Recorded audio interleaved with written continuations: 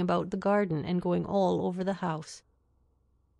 Eleanor could hardly believe this to be true, as it seemed very unlikely that Willoughby should propose, or Marianne consent, to enter the house while Mrs. Smith was in it, with whom Marianne had not the smallest acquaintance. As soon as they left the dining-room, Eleanor inquired of her about it, and great was her surprise when she found that every circumstance related by Mrs. Jennings was perfectly true. Marianne was quite angry with her for doubting it. "Why should you imagine, Eleanor, that we did not go there, or that we did not see the house? Is not it what you have often wished to do yourself?" "Yes, Marianne, but I would not go while Mrs. Smith was there, and with no other companion than Mr. Willoughby."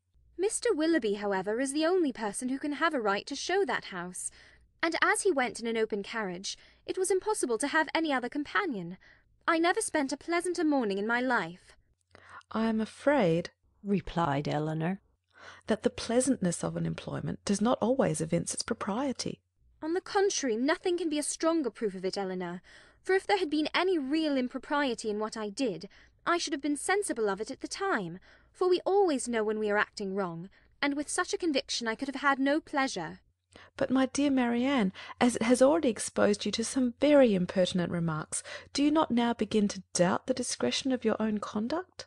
"If the impertinent remarks of Mrs. Jennings are to be the proof of impropriety in conduct, we are all offending every moment of our lives.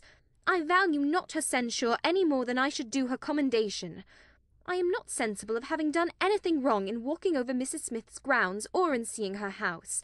They will one day be Mr. Willoughby's, and—" "If they were one day to be your own, Marianne, you would not be justified in what you have done."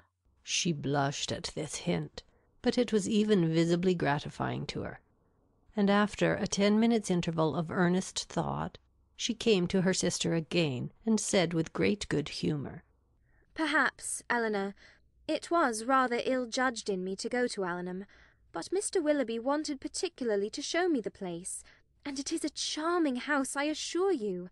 There is one remarkably pretty sitting-room upstairs, of a nice comfortable size for constant use, and with modern furniture it would be delightful.